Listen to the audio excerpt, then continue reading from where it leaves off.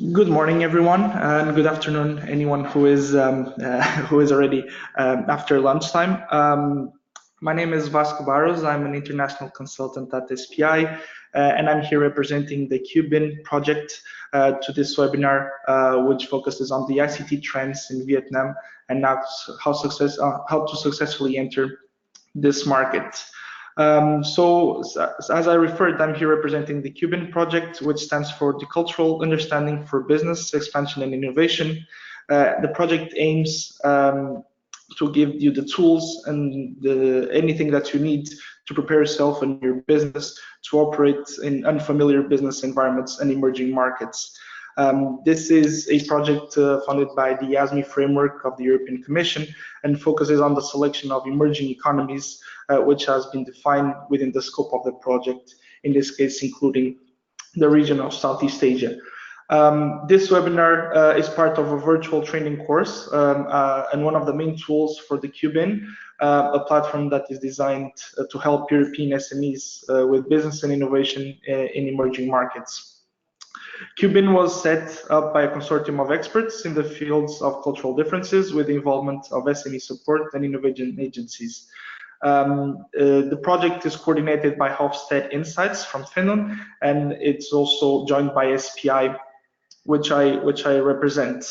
Cubin is fully financed by the European Commission. So I would like to welcome you to this webinar. This webinar is jointly organized by the Southeast Asia IPR SME Help Desk, and I have also helping me in the introduction of this webinar, Nora Bihari from the Southeast Asia IPR SME Help Desk, which I will give the floor soon.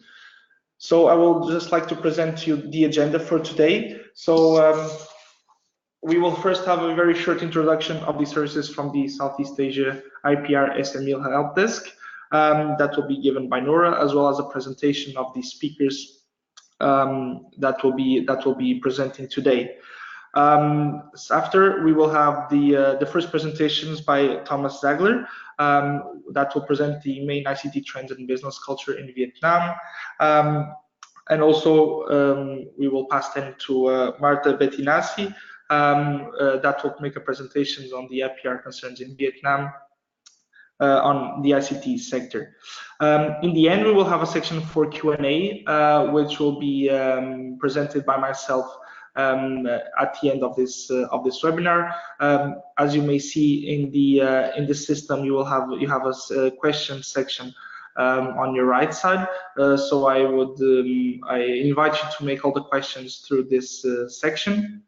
And then we will be selecting, in case we have many questions and we are short on time, we'll be selecting a couple of them. Otherwise, we will try as much as possible to reply all these questions during the live webinar directly to the speakers. So I would kindly invite Nora to the floor now, and just to make a presentation on the services of the IPR Help Desk. Thank you, Vasco. Good morning, everyone, or good afternoon for those who are in Asia. So my name is Nora, and I'm the project manager for the Southeast Asia IPR SME Help Desk. The Southeast Asia IPR SME Help Desk is an initiative of the European Commission which supports EU SMEs to protect and enforce their intellectual property rights in or relating to Southeast Asian countries. And we provide free of charge information and services that takes form in jargon-free first line and confidential advice on IP. So let's take a look at the help desk services on this slide. So you can get in touch with us through the helpline and receive a professional first line confidential advice within 3 working days to any IP questions you may have. We also organize on-site and online trainings like today's webinar on various IP topics, which are always tailored to the needs of EU SMEs. Also, you can check out our IPR library on the website and see country fact sheets on the 10 ASEAN countries, as well as IP guides on general or industry-specific topics. For example, we have an ICT guide, and we also have an Vietnam IP fact sheet that you can also download from the website. Last but not least, we also have interactive learning tools, for example, e-learning tools which is a, let's say, more interesting way to learn about IP. Each e-learning tool ends with a quiz session, so you can also test your knowledge that you develop through going through the module. And now I would like to move ahead and introduce you to our speakers today. So if we can change the slide to the bios of the two speakers. Our first speaker today will be Mr. Thomas Ziegler. Thomas was born in Austria and has been living in Vietnam for 25 years now. Soon after arriving to Vietnam, Thomas built his first international business, which within 3 years grew from a startup to a professional association. In the recent past, Thomas was directing the Vietnam Army of German multinational companies in the BPO and software development fields. And currently, Thomas is owning an international consulting firm focusing on investment in the EU and Vietnam, which helps investors to establish accurate cost projections and business plan to select suitable locations, secure business licenses, and also government grants. Thomas also works as an advisor of international private clients related to strategic leadership and also helps top executives of different organizations to establish a dynamic management system. And our second speaker today will be Dr. Marta Bettinazzi, who is the IP business advisor of the Southeast Asia IPR SME Help Desk. Marta's role on this project is to deliver IPR trainings across the 10 ASEAN countries, provide advice to EU SMEs on IP-related questions, and also support the development of IPR content for this project. Marta's academic background, so she's a qualified lawyer and holds a master's degree in law from Italy and a PhD in Roman law and European legal culture, and also completed an LLM program at the Europe Institute in Germany, which was specialized also on IPR. In the past, Marta has been working in a law firm in Milan and also worked as a postdoc researcher at the University of Pavia. And without any further ado, I would like to give the floor to Thomas to hear his exciting presentation about ICT trends in Vietnam and the Vietnamese business culture. Thank you, and Thomas, the floor is yours. All right, thank you very much. Good morning here from Ho Chi Minh City, Vietnam, formerly known as Saigon, where we are already in our late afternoon. So I'm making the presentation, here it is. And yeah, you might be aware that Vietnam is ahead of time compared to Europe, depending on daylight saving zones and locations between 5 to 7 hours. I'm mentioning that because it should be part of a consideration of investing in Vietnam. For some people, this is irrelevant. However, for others, this might come as an advantage since people here are already working when Europe is still asleep. It might be a disadvantage for others in a global context because it might have to coordinate office hours. I understand that most of listeners here are in the ICT, information communications technology industry. So this presentation here today is designed for such an audience. You generally plan to expand your business abroad, and in one way or another you got wind that Vietnam might be the next promised land in everything tech.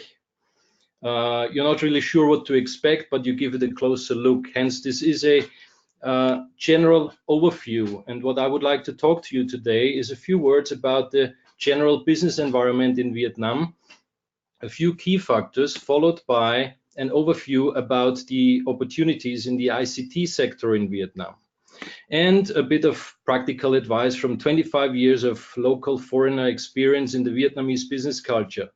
Things that are, in my opinion, absolutely crucial to understand for a successful investment into the country.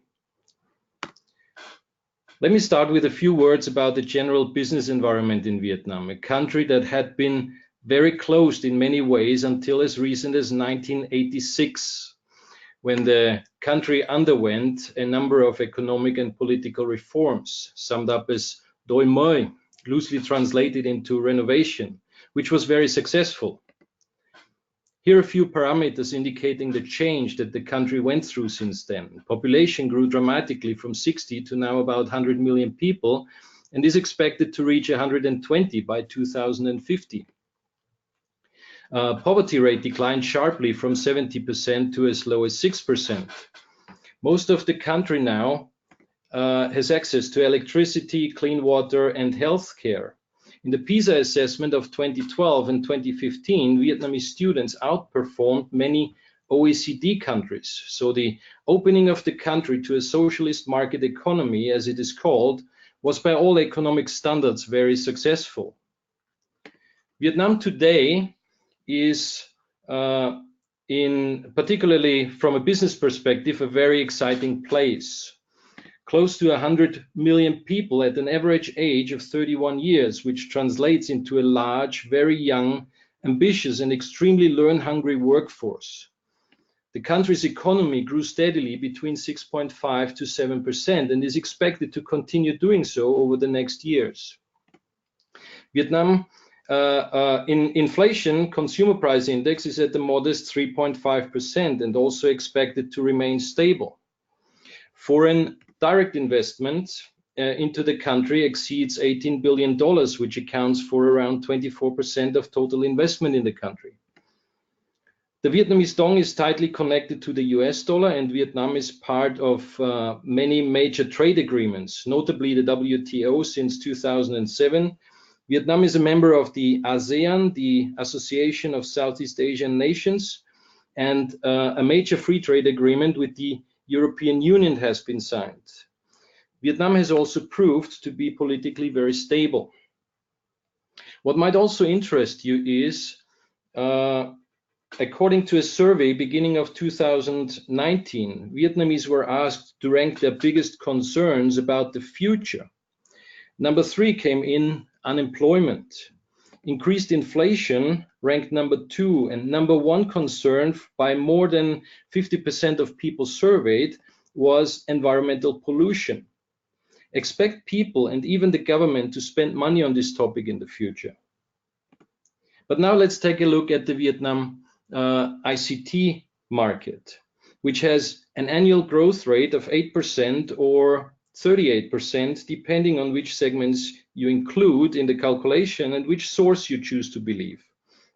Fact is, there is a tremendous growth, and quite a while ago, the Vietnamese government has put its focus on it, acknowledging that this sector is an increasingly important factor in the overall national economy.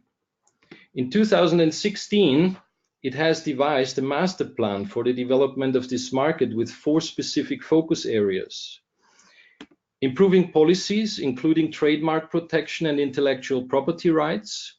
It put a high focus on developing the human resource capital of the country, which led to Vietnam becoming the 2nd largest pool of ICT graduates entering the job market every year in Southeast Asia. It put on its agenda to develop an attractive market, starting with quality products, brands, and service providers, and of course, attracting foreign investment into the country.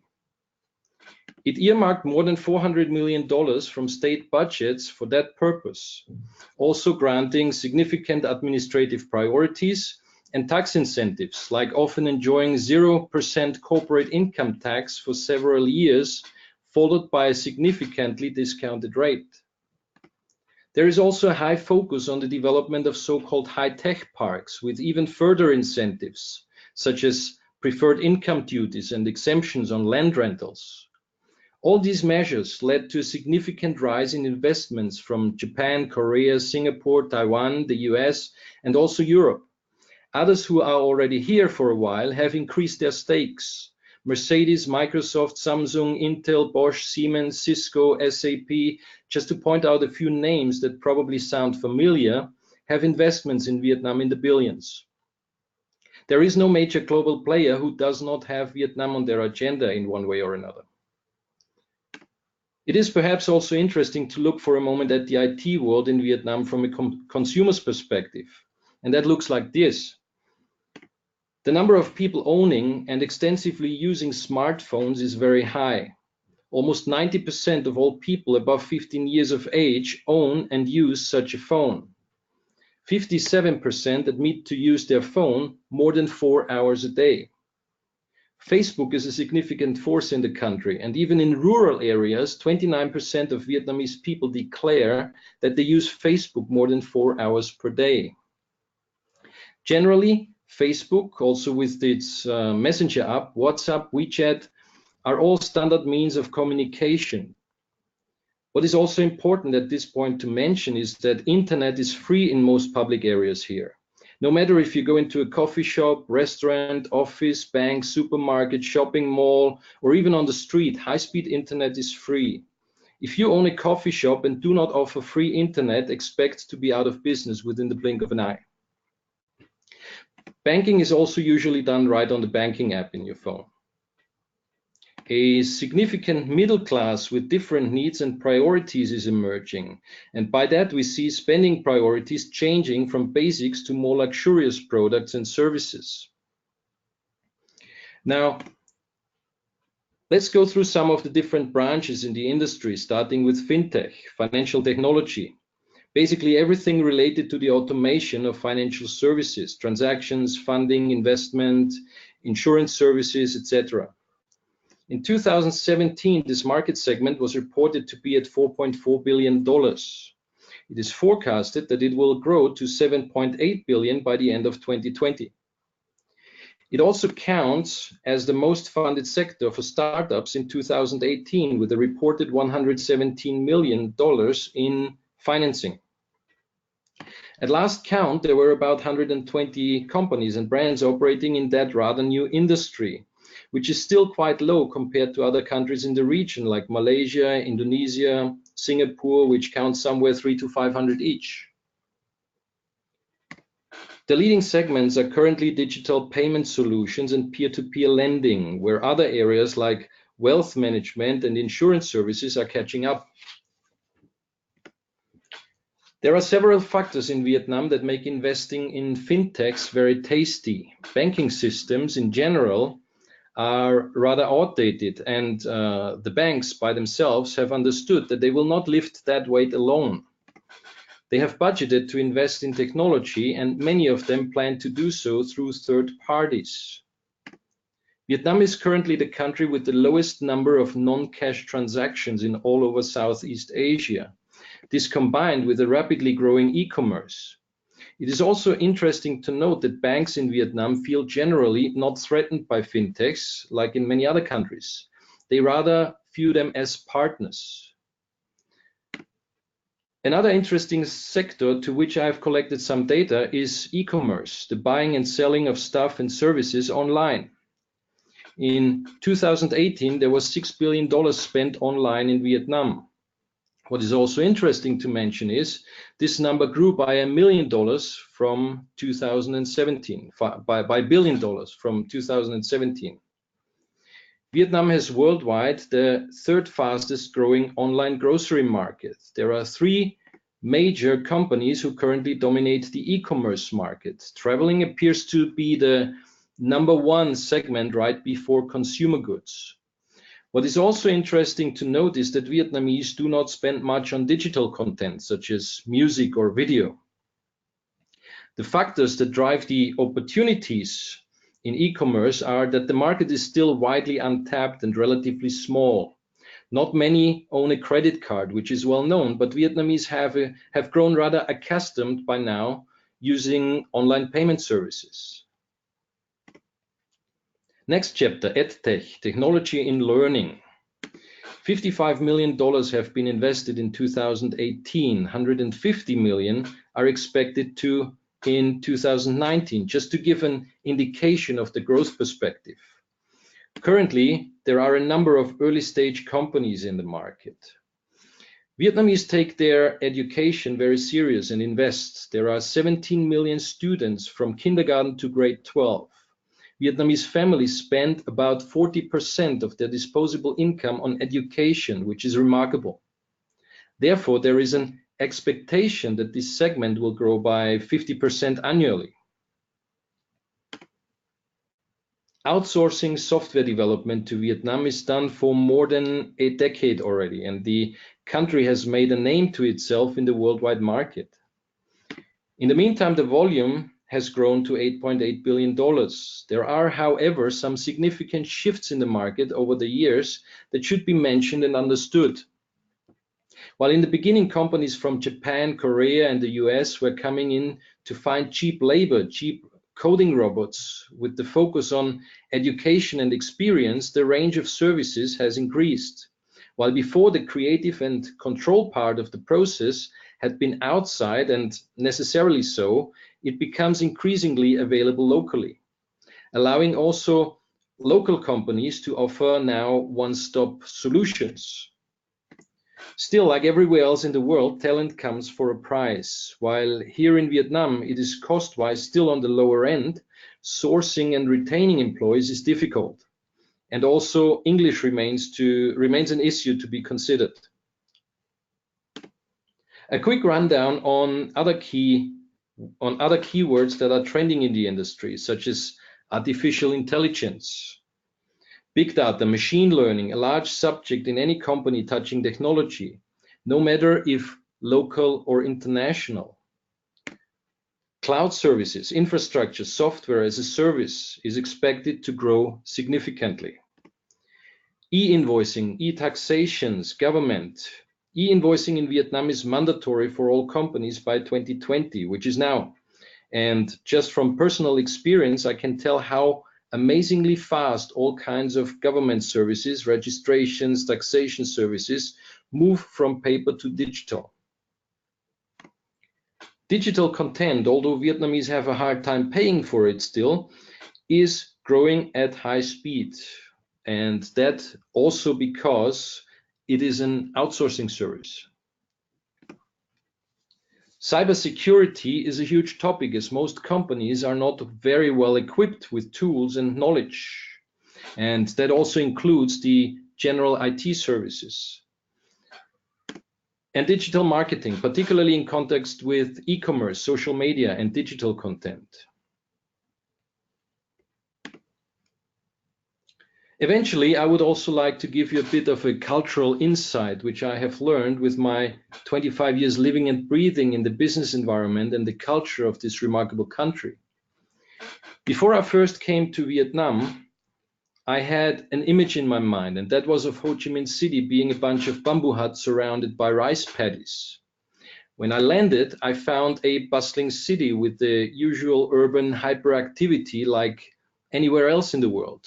People ate, people drank, dressed, worked, entertained themselves, and generally had all the same needs that I had. I was quite frankly shocked by no culture shock. Over the years, however, I have learned between the lines that sometimes the way that there are some aspects in life that are not quite the same and crucial to consider for a successful investment. One of the things in Vietnam I cannot stress enough is connection is everything. The better connected you are, the wider of a network you have, the more successful you will be.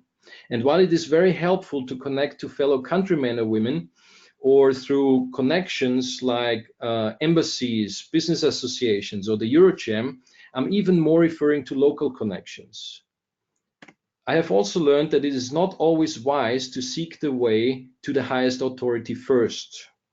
Local authorities count in Vietnam, and they are the ones that can most directly support you or make your life really miserable. I met a lot of foreigners who are quite frustrated when dealing with obstacles. They often seek the direct way and only then when in need. This is rather hard. Over time, you'll find out that Vietnamese networks are often random, but very wide. I cannot remember any problem ever in 25 years that wasn't possible to be solved by talking to a colleague or a friend or my wife. There is always somebody appearing out of some corner in the network who is in a position to help. Friends make friends through friends, and frankly, so should you in Vietnam. Real deals in Vietnam are not made in the office. They are made in a friendly gathering, at a dinner party, at a family karaoke, at a lunch party, wedding party, or year-end event. Hence, get invited. Offices are considered roofs for signing and stamping. The next slide I named business culture because we are talking mainly about business aspects here. In fact, however, all the points apply to daily lives just as much. People in Vietnam occasionally appear unexplainably weird to foreigners in certain situations, which of course also applies the other way around. But one example really annoys the hell out of us, and that is how people act after making a significant mistake. They smile, and by that appearing as if not taking the problem they cause serious enough. Here we have to understand that communication in Vietnam is built on feeling first, then clarity. So people apologize with a smile in hope it would make you feel better first before we look at the solution. In our world, we mostly look at capturing an issue first in its full clarity, then we see how it makes us feel. When first I came to Vietnam, I read an article explaining the different perceptions to contracts. In Western countries, we negotiate a deal or an agreement, then we write it down in a contract, sign it, and every party follows through as good as possible. In Vietnam, contracts are signed very quickly and often understood as a base for negotiations. So you sign first to indicate your interest, and afterwards discrepancies are negotiated. This comes from a rather bureaucratic environment where you need a signature, a stamp, and a contract for almost anything, and where it is usually considered a formality. One reason why foreigners, particularly Westerners, are considered difficult to deal with is because they take so long to sign such a formality, and they require uncomfortable discussions even before a connection. One point I also want to stress, and I call it, you are not the generous benefactor. I have seen it over and over again, and I have seen it fail over and over again. Some people come consciously or unconsciously with an attitude like, I bring jobs into the country, or I bring investment into this country, so I deserve a certain treatment. There is nothing that can put the Vietnamese person off faster than such an approach. Vietnamese understand that they provide their labor not because they need to, and if it comes heart to heart, they will show you that they don't. In terms of work ethics or work culture, the company is always second to the family. It is not uncommon for employees to ask for unpaid leave because a rather far relative has a problem and needs to be helped, be it health or in their business. Especially in times like right now at the end of the Lunar New Year, family comes always first. Then again, the company is the second family. Vietnamese do not easily make friends outside of family, school, or later on the job. So building a family atmosphere in the company is crucial for success. Then your family works hard for you and is loyal to you. During 25 years, I never had a problem in Vietnam to call a team member late at night or on weekends or on holidays. They are here for you 24/7 if you are family. So care for your family with unexpected bonuses during national celebrations, with mooncakes, and not only for them, but also for their relatives, at least with acknowledgement and respect. A quick word on team building in Vietnam. You will also, to a certain extent, need to train people in your field.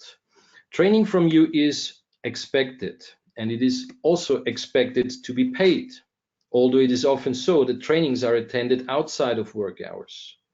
What is also important to understand is training is expected to pay off with a higher salary, either from you, and if not, then from somebody else. Expect to take some time to build teams in Vietnam. There will be a coming and going in the beginning until you have created this mentioned family atmosphere. But when you succeed in that, you will have a powerful force of creativity and hard work in your business. So thank you very much for listening. My name is Thomas Zagler. I'm here in this exciting place for a long time by now, and that will certainly continue. Should you have any questions or require any support, please feel free to connect and contact me at any time. Thank you. Thank you, Thomas. Thank you for the great presentation. Yes, I follow just the lead from Thomas. In case you have any question, please feel free to use the question section. I will be reading them out in the end. I also see that we are been receiving a couple of questions. Feel free to send them. And without further ado, I would just like to pass the floor to Marta for her presentations. So please, Marta, go ahead. Yes, thank you. Good morning, Europe. Good afternoon, Southeast Asia. I'm here to cast some light on the most important IPR concern in Vietnam, focusing on the IC sector. I warn you at the beginning, this is not going to be a complete presentation on every possible aspect of the intellectual property concern in Vietnam, and not even the intellectual property in and the IC sector, but I will try to give you a quick overlook of what the topic and why it's relevant for you. So let's start from the very, very beginning. What is intellectual property? Intellectual property refers to the creation of the mind.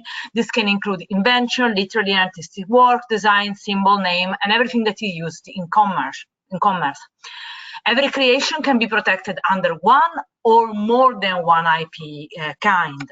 And we will see more about that later in the presentation.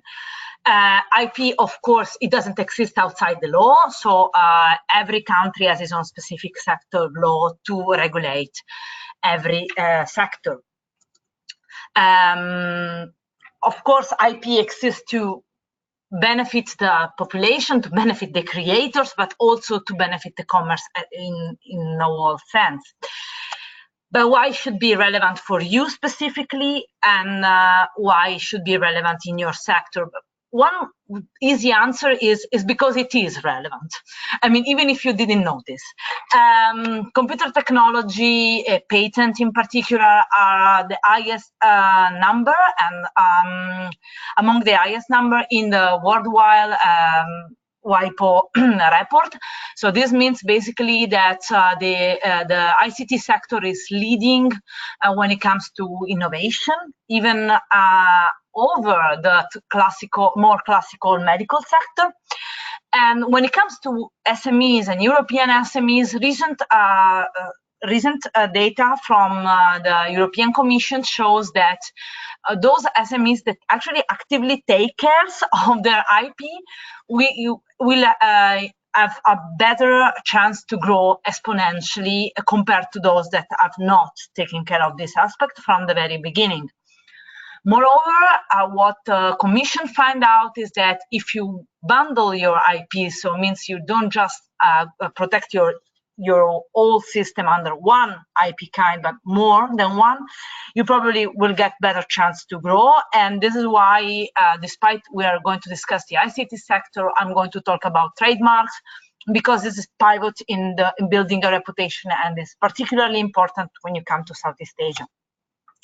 So what's the problem?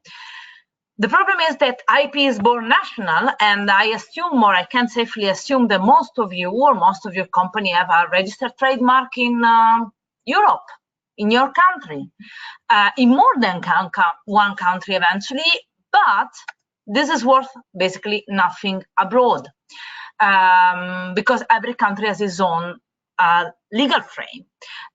Of course, this is a huge limitation, especially when it comes to your sector, where everything goes through the internet and everything goes very, very fast. So you have to learn how to build a strategy to protect yourself, possibly before starting internationalization process. So what you should do in very, very practical terms, ask yourself, what are your intellectual property rights? Which means, do you have an invention that it's worth to patent?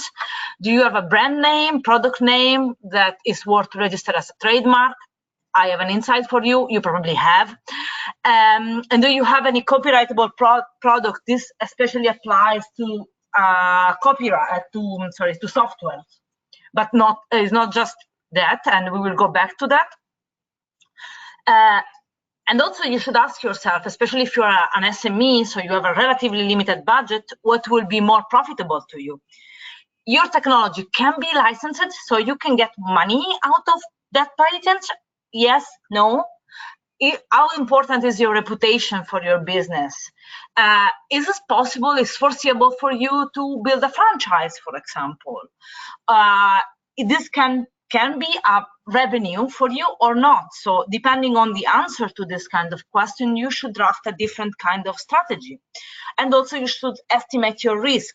If you're going to produce abroad, if you're going to find a distributor, or if you have an easy to reverse engineering product, you're probably having more risk than a company that is simply, I don't know, selling a services through the internet, for example. But how IP works in practice, and I will give you this example and go and try to guide you through also what this famous kind of IP are indeed. Trademarks is a name and everything that is able to identify your business. This could be anything from a name to a sound, in some jurisdiction even a smell. So in the ICT sector, trademarks usually are logo, everything connected with branding, and also you can register as a trademark the startup tune. Do you know the old startup tune on Windows? That thing. Then patent. Patent is an exclusive right given to the inventor, as long as the invention has some characteristic that you are going to see better later. But what you can patent is it's a very different kind of stuff, from the process to build something, so the better process to assembly a computer, to a data processing model, to an operating system, to the operational part of a user interface. Copyright traditionally is the way to protect art, and it's what more traditionally we refer to when we discuss of creation of the mind. But in modern times, and to give you some practical example, you can protect under copyright software, user manual, ringtone, and images that are associated with your brand, with your image, with your software, etc. Industrial design, it's in many jurisdictions is a form of patent, but it's a way to protect the exterior appearance of a product. This can be from the general layout to the very specific part of a sub-part of something in your product, as long as it's visible. Okay, the internal part cannot be protected as design. In the ICT sector, it's also important to remember that you can register as a design the user interface. These are the main kind of protection. Then, of course, there is trade secret, which is not subject to registration, because if you register the secret, it's not secret anymore. But it can be very useful, especially if you really don't know how to move in the beginning, is to protect very, very well your core business, your core code, and etc. All this right gives to you the exclusive right to exploit economically your invention, your business reputation, your design, etc. So they are a form of property right at the end of the day. In fact, intellectual property means exactly that. Let's see what we can learn about how to protect a software, because I thought it could be interesting for most of you in the sector. A software or an app can be registered under copyright. I mentioned this multiple times. Copyright is the traditional way to protect software. The good news is that according to the Berne Convention, you already have copyright on your software, basically on the code. But the problem is that it protects expression, so it prevents the literally copies. Is not very effective when it comes to a competitor trying to develop a similar idea. As long as they are not copying and pasting your code, it's very hard to catch them. And even if they are copying and pasting, there are some problems in actually proving this. So the good news, you probably already have a copyright on your software. The bad news is not particularly useful when it comes to competition. It's the classical application of copyright regarding software is me using a cracked copy of Adobe softwares. This is a copyright infringement. It's a clear one, and I'm illegally using a program, not me. It's an example. So what else you can do? You can patent your software because patents protect ideas. The problem with patents are two. One is that it's expensive and is long. The other thing is that not every jurisdiction allows patenting a software. In Southeast Asia and in Vietnam and in many other countries in the region, there is either an explicit prohibition of patenting softwares, or there is a limitation, which is the case of Vietnam. You can patent a software that has a practical application. What does it mean? It's a huge question. But at the moment, it seems that the patent office is open to the idea of actually patenting a software. As I say, design can be used for the graphic user interface, which it can be extremely useful, especially to avoid copycats. Problem, not in Vietnam. In Vietnam, the law says explicitly that you cannot register a design for a graphic user interface. Is this going to change in the future? We cannot say for the moment. As for trade secret, it's relatively easy, and it's basically to keep your code secret and take advantage of the informal protection. So meaning, if you protect your software using a bunch of NDAs, so non-disclosure agreement with your partners, with your employees, and you manage to cover in secrecy all the key parts, this should be enough, or could be enough. And anyway, it's very good to do it, especially when you're establishing a business. So this is a general overview. Now let's see very, very quickly to give you just an idea of how much and how long we are discussing. As you can see, copyright, it takes very, very few days, actually not even months, to be registered, and it's very cheap. Reason is registration of copyright is done for proof, is not done to build a right. The right is already there, as I mentioned multiple times. Patent and utility solution. Patent, we are going to see, it's a smaller version of a patent, they call it this. They are quite quicker, quite longer on the other hand, and more expensive. This is just the cost for a very, very basic application. You're probably going to incur in more cost, especially if you require the examiner to run the search himself. We're going to go back to this later. Industrial design, it's a little bit quicker because the requirements are less strict, but the cost is more or less the same of a patent. For trademark, we are discussing around 1 year, actually probably more, and the cost of a very basic application is 60 euros. So as you can see from this slide, even if we are just discussing the basic cost, you can see that the magnitude of what you are going to spend is easily calculated in hundreds and not in thousands, or at least it should. What you need to know about patents. Patents are, as I say, are patentable those inventions that are new, not obvious, and have an industrial application. Novelty is the most tricky of these characteristics, and it means that it should be not known in the body of knowledge, of existing knowledge internationally in its technical field. This means if you have a patent in your country for your invention, is not anymore and cannot be patented abroad. So you have to find a different strategy for internationalization. There are some exceptions. You can benefit from some international treaties, but you still have to give you a rough idea within 1 year from the filing time, of the first patent. So if you already have a patent, I can say about 100% of the case you're out of the Paris Convention. We have a lot of materials, let me mention this, on the PCT system and on patent in general on our website if you want to have a look, or you can ask more questions later.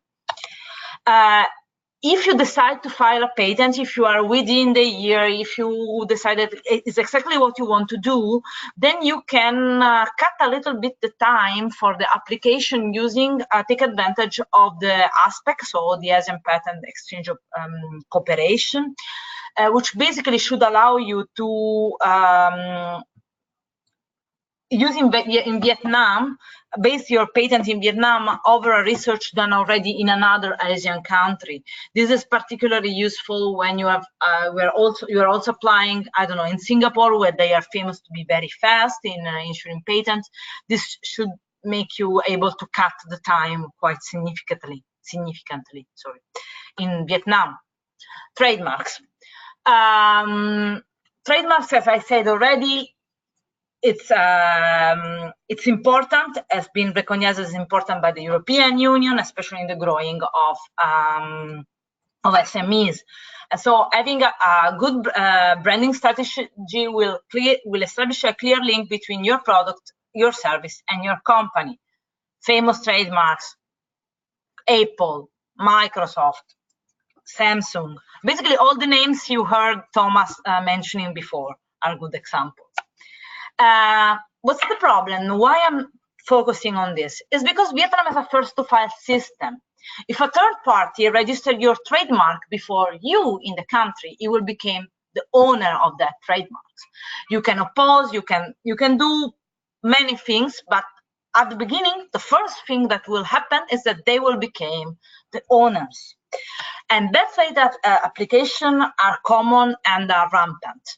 Basically, Vietnam is following China very, very close to compete on how many best state applications you can file in a year.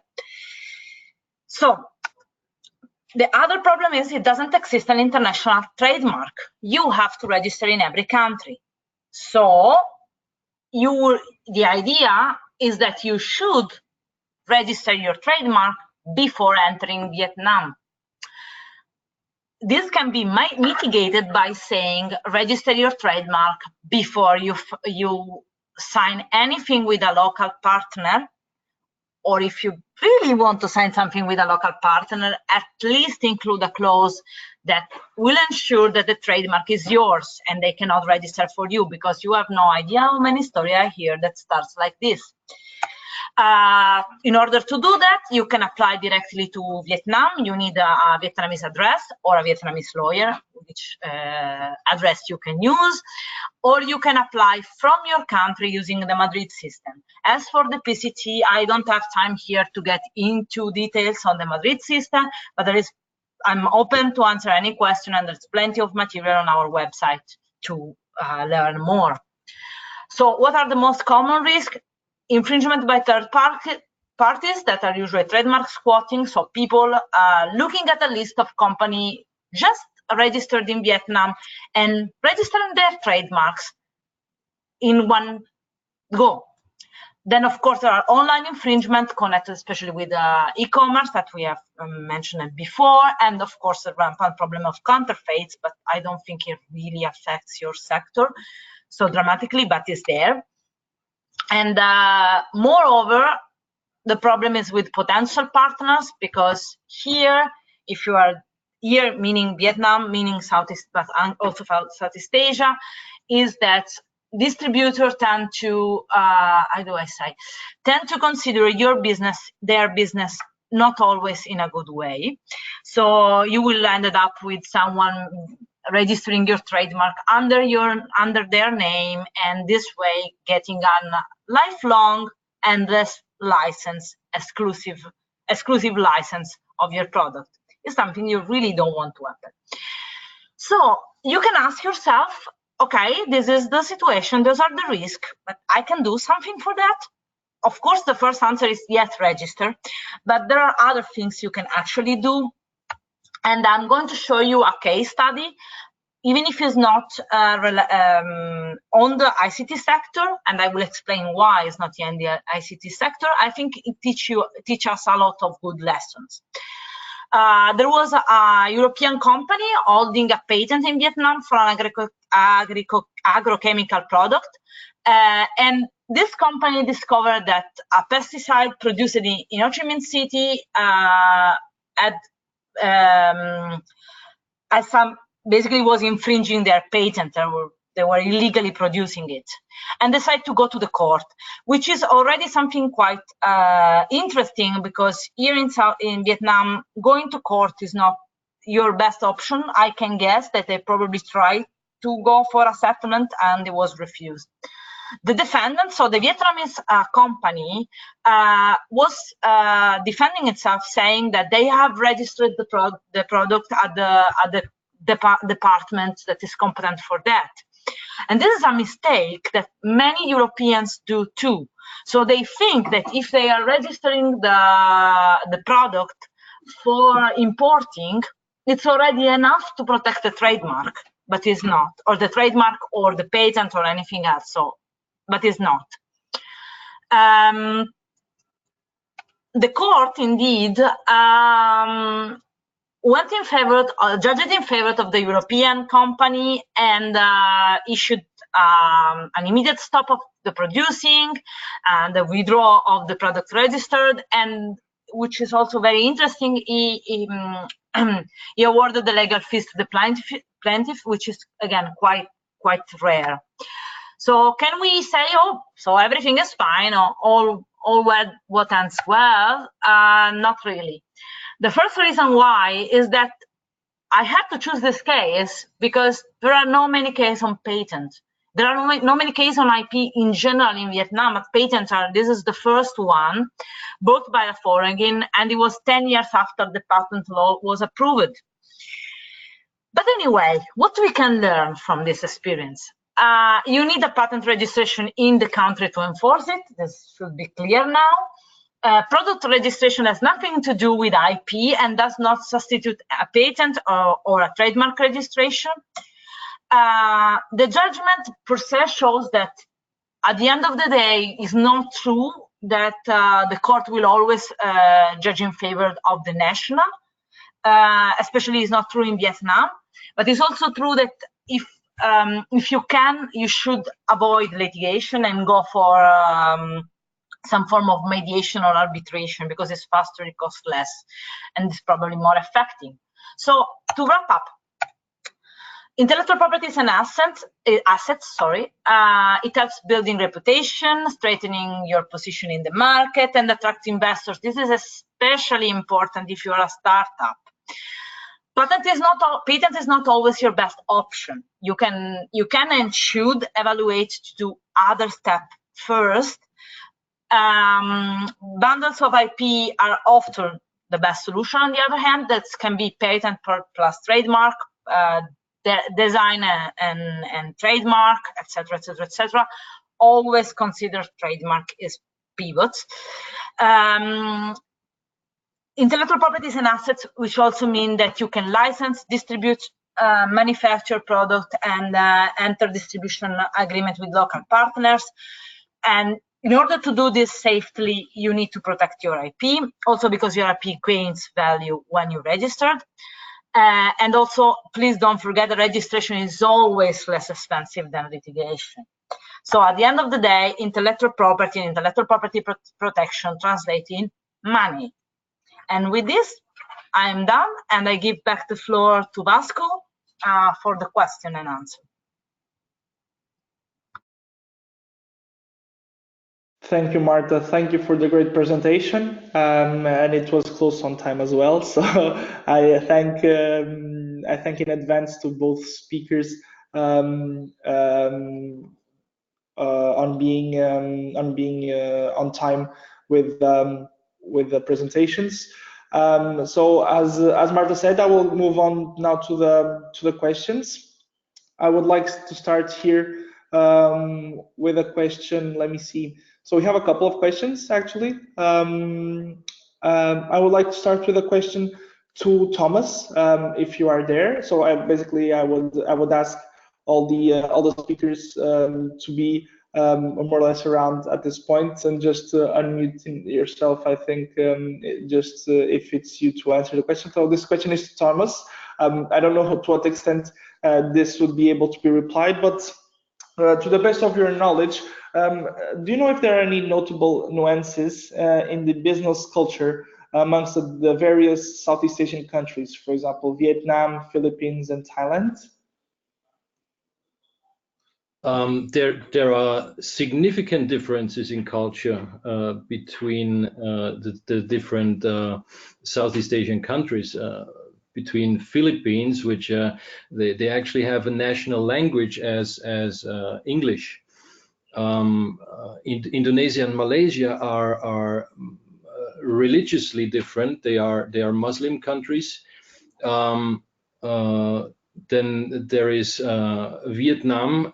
As you can see by the letters already in their writing, they write, which is French influenced, in Latin letters, so we can read it. We cannot understand it, but we can read it. Of course, there are significant differences, and even inside the countries there are significant differences. I can give perhaps a funny practical example. My mother-in-law is from the middle of the country. She was born there, and when she moved to Ho Chi Minh City, which is in the south, she cannot even eat the food here because she is so used to the food in her hometown.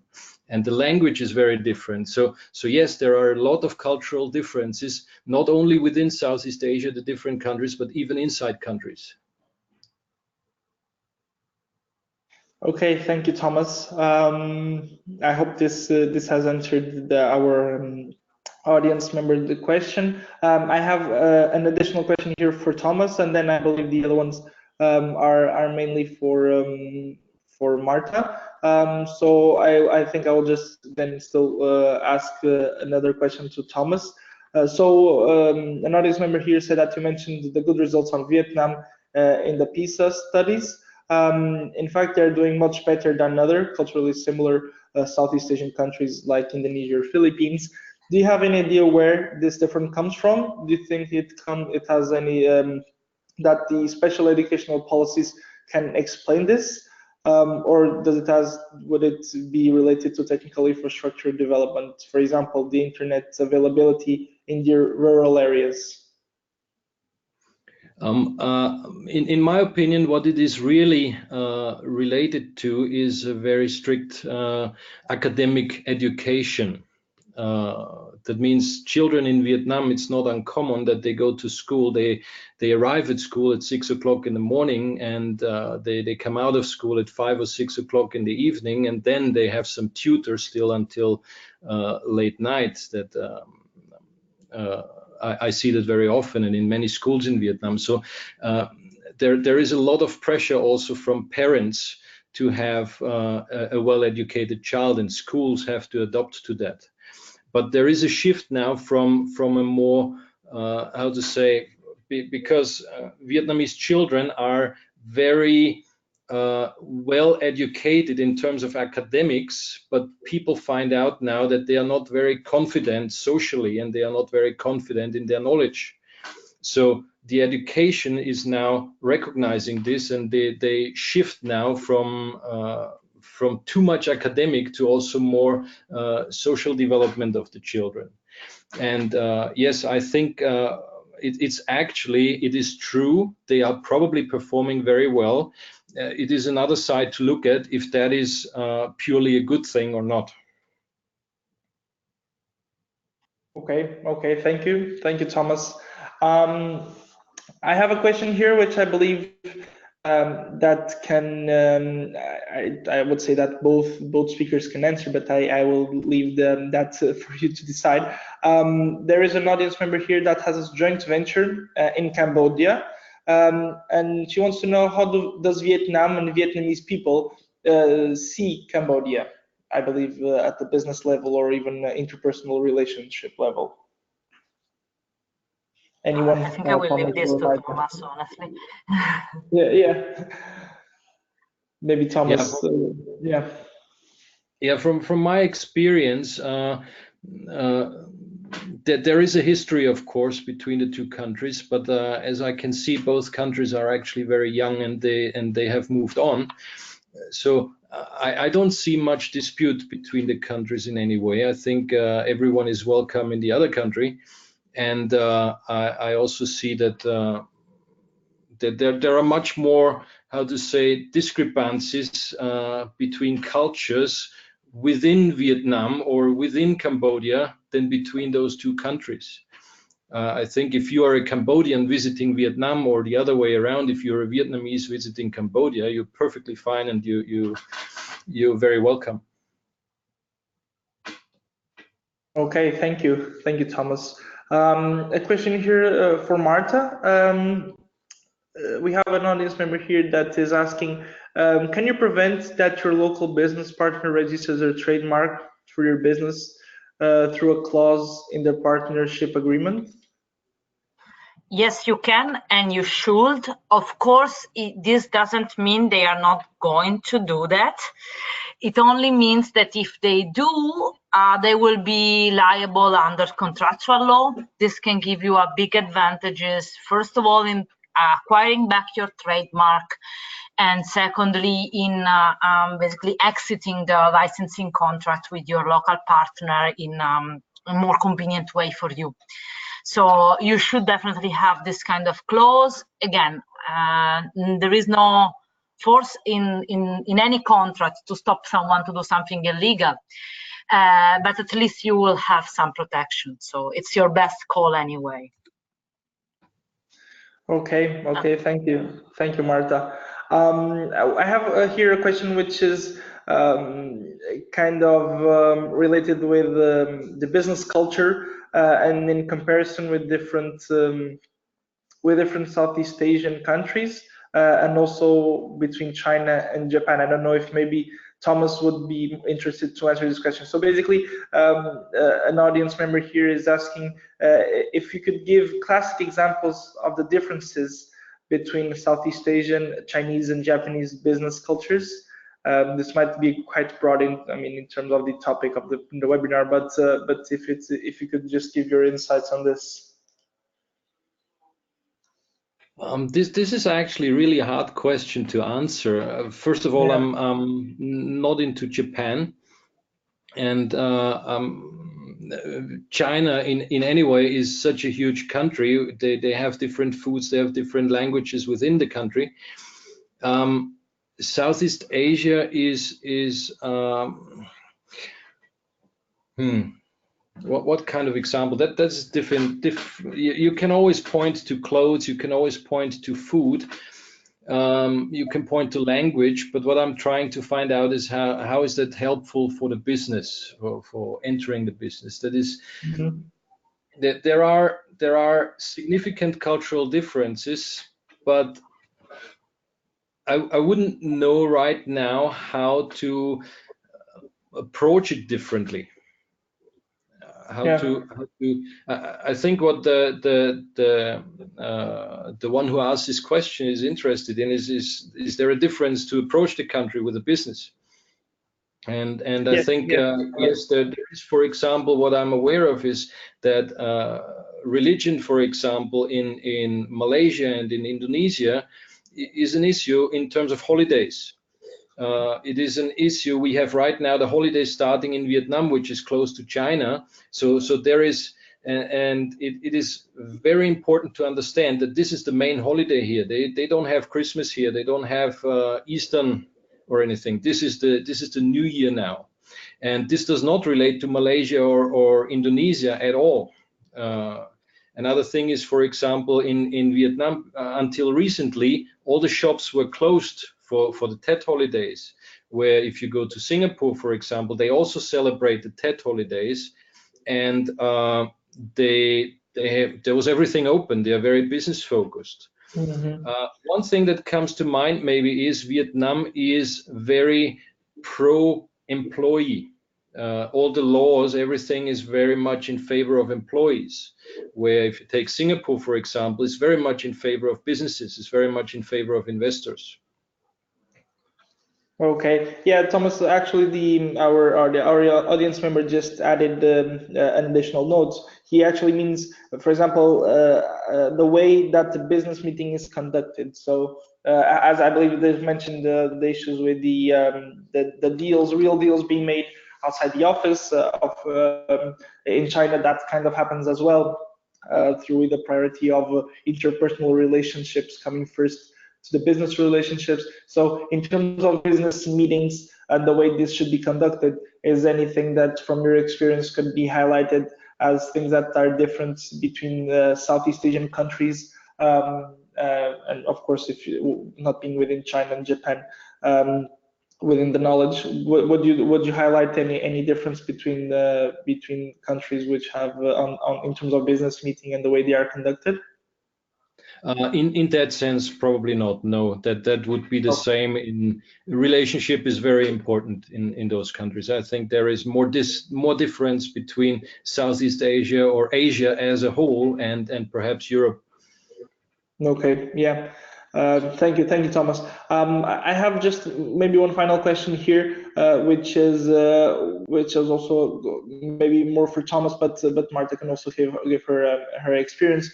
Saying, what is your experience with payment behavior in Vietnam? Is there any cultural aspect to it? If that's a question for me, then I would say I have a lot of friends and business partners from the past in Europe, and they complain a lot about payment habits in European countries. I also have a lot here in Vietnam who complain about the Vietnamese payment habits. So generally, it is a problem. What I see in international business, it is helped because right now it is still very much done by prepayments and or by letter of credits, international business. And since more and more e-commerce and more is moving to online, people get used into payments in advance through credit cards. So that's helping. Okay, thank you, Thomas. So we already passed a couple of minutes from the hour scheduled end time of the webinar. We have answered the questions that were received, and so I think that it's time to thank all the speakers that made a presentation today. Thank you, Thomas and Marta, once again for your availability, and also being also based in Vietnam, also with the time difference. It's always not. It's always hard to come along and to implement such an activity. But I think it went very well. Thank you very much. Also, thank Nora for the supporting the organization and for presenting these services for the IPR help desk in Southeast Asia. And I hope that it has been fruitful for every attendee in the webinar. And in case that you have any question, you can check our website and contact us through our. You can also check our social media, but you can contact us through our website with any inquiry that you have, and we also see if we can manage to give a reply, sending it to our experts. You also, of course, have several and various documents and quizzes within our website in order to test your knowledge on the different markets. So we invite you to do that. And once again, thank you very much. It was great having you at this webinar, and have a rest of a good day in Europe, and have a good rest of the day as well in Southeast Asia. Thank you very much. Thank you. Bye.